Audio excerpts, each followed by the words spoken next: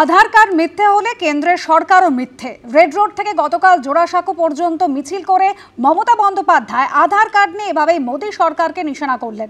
পাল্টা জবাব দিয়েছে বিজেপিও। आधार कार्ड করতে কত টাকা লেগেছিল? अगर तुम जनता का पास से 1000 करके आधार कार्ड बनाने के लिए लिया तो तुम क्यों अभी कहते हैं Aadhaar card no Aadhaar for voter list? किसका साथ आप गद्दारी कर रहा है? तो आधार कार्ड सिटीजनशिप नहीं होगा तो आधार कार्ड में आपको वोटिंग राइट नहीं होगा।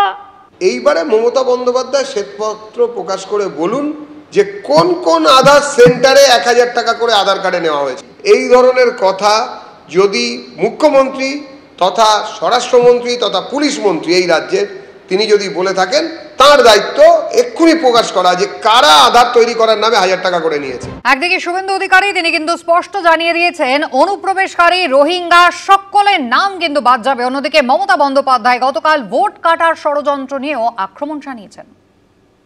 আজকেও এক গদিওয়ালারা ভাবছে যে যেন তেন কমে 2 কোটি লোকের নাম বাদ দিয়ে ওদের ডিটেনশন ক্যাম্পে পাঠিয়ে দিই, নয় বাংলাদেশে ছেড়ে দিই,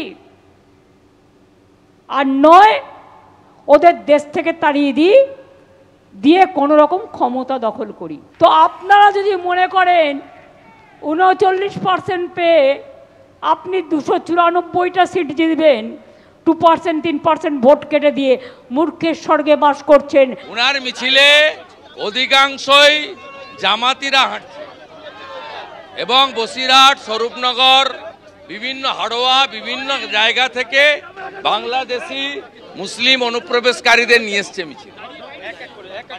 এই মিছিলে ট্রু ইন্ডিয়ানরা আছে, দেশপ্রেমিকরা আছে। এসআইআর ইস্যুতে এবার দিল্লি চলো ডাক দিলেন অভিষেক বন্দ্যোপাধ্যায়। এসআইআর নিয়ে আন্দোলন আগামী 2 মাসের মধ্যে দিল্লিতে নিয়ে যাবার কথা বলেছেন অভিষেক বন্দ্যোপাধ্যায়। আগামী দিন তৃণমূল কংগ্রেস দিল্লি যাবে এবং এসআইআর এর প্রতিবাদে বাংলার ক্ষমতা কি সারা ভারতবর্ষকে দেখাবে। দিল্লি যাওয়ার জন্য প্রস্তুত থাকুন। মতুয়ারা কার, তৃণমূল কংগ্রেসের নাকি বিজেপির? গতকাল মমতা বন্দ্যোপাধ্যায় এবং অভিষেক বন্দ্যোপাধ্যায়ের মিছিলে মতুয়াদের উপস্থিতি কিন্তু ছিল ভালোই। মমতা বন্দ্যোপাধ্যায়ের অভিযোগ মতুয়াদের কাছেও ক্যাম্প করে 2 নম্বরই করে টাকা নেওয়া হচ্ছে। পাল্টা শুভেন্দু অধিকারী দাবি করেছেন হিন্দু শরণার্থীদের জন্য বিজেপি আছে। মতুয়াদের কাছেও ক্যাম্প করে 2 নম্বরই করা হচ্ছে টাকা নিয়ে। ভয় পাবেন না, দিদি আছে। বড় মাকে আমি কিন্তু বারবার চিকিৎসা করাতাম এবং বড় ওই ঠাকুর বাড়ি আমি বারবার গেছি। এটা মাথায় রাখবেন, ঠাকুর বাড়ির নামে শপথ করে বললাম আপনাদের জন্য যা যা করার দরকার করব। আর গায়ের জোরে যদি আপনাদের ধাক্কা দিয়ে তাড়িয়ে দেওয়া হয়, ধাক্কা কিন্তু তাহলে অনেককেই খেতে হবে। একটা গান বানিয়ে দেবো, ধাক্কা ধাক্কা ধাক্কা। হিন্দু শরণার্থী আপনাদের জন্য ভারতবর্ষ আছে, একদম চিন্তা করবেন না। হিন্দুরা চিন্তা করবেন না। 2002 এর পরে যারা এসেছেন, যাদের এখানে জন্ম নয়, বাবা মার জন্ম নয়, তাদের সিএ তে অ্যাপ্লাই করতে হবে। এই যে পিসি এবং ভাইপো বলছে না যে সিএ তে অ্যাপ্লাই করবেন না, ডিটেনশন ক্যাম্পে চলে যাবে। প্রথমত বলি, যারা হিন্দু, শিখ, খ্রিস্টান, জৈন, বুদ্ধিস্ট, পার্সি, এরা একদম ফুল